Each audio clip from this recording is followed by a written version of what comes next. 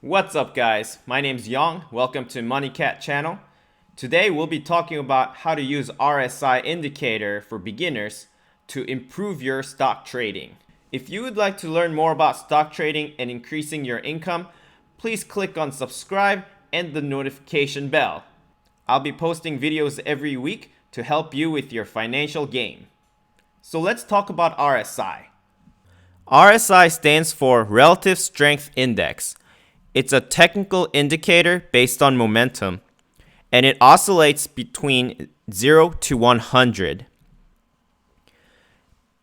RSI compares average gains and average losses over the last 14 periods based on the time frame you have on your chart.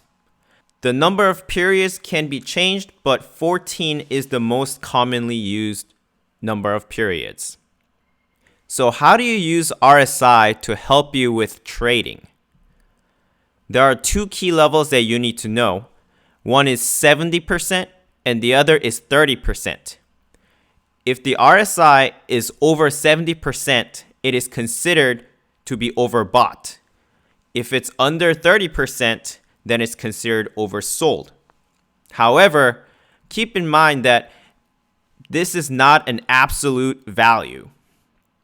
So just because RSI is under 30% does not mean that the stock will all of a sudden turn around and start going up.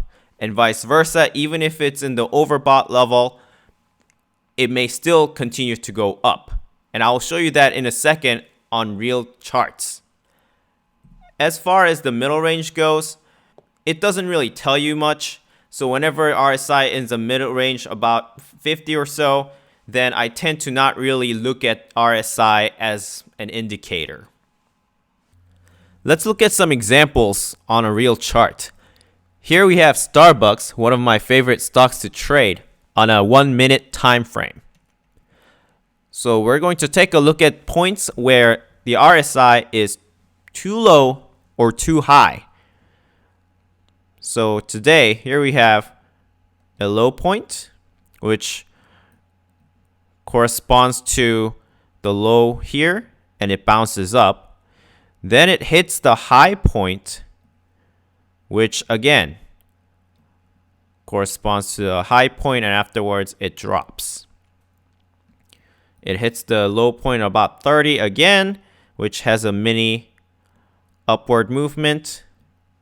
And then right around here, it goes above 70 on the RSI, and that corresponds to this high point, and after which it drops again. So as you can see, for the most part, you can predict a change in direction based on the RSI level whenever it's oversold or overbought. Let's look at a bigger time frame chart for Starbucks. This is a 180-day chart on a 4-hour time frame. And even though in this chart, the RSI never really gets above 70 or below 30, but you can see these points where it gets close to 70 or close to 30.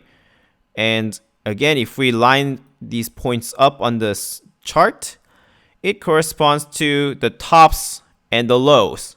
So this top here lines up with RSI being near 70. This low corresponds to this low point on the chart, as well as a couple others here that I'll just mention. That marks the top again. And here, this low point lines up with this. This RSI didn't quite get as close to 30, but you get the idea. Now, RSI, just like any other indicator, is not perfect. So you'll have moments where it seems like if it follows the rule, at this point, stock should go down. However, although the RSI is decreasing, the stock is either consolidating or is even going up slightly. So just keep in mind that no indicator, including RSI, is perfect and should be trusted 100% of the time. I will show you one more example of where RSI does not tell the entire story. This is a chart for American Airlines, and it went up 41% today. So what I want to point out in this chart is, very first thing in the morning, look at the RSI. It's already in the high zone. So normally, you would expect this RSI to come back below the 70% level and the stock to do the same. However, that's not what it did today.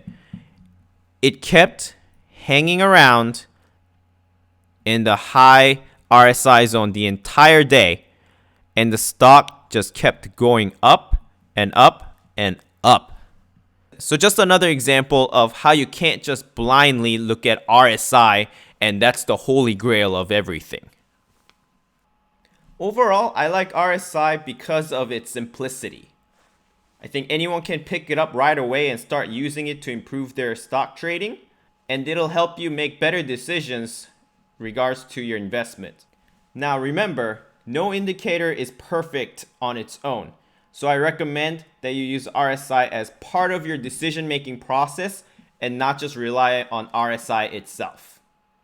Thank you so much for watching, and I hope this has helped you understand RSI better so that you can use it as part of your trading tool.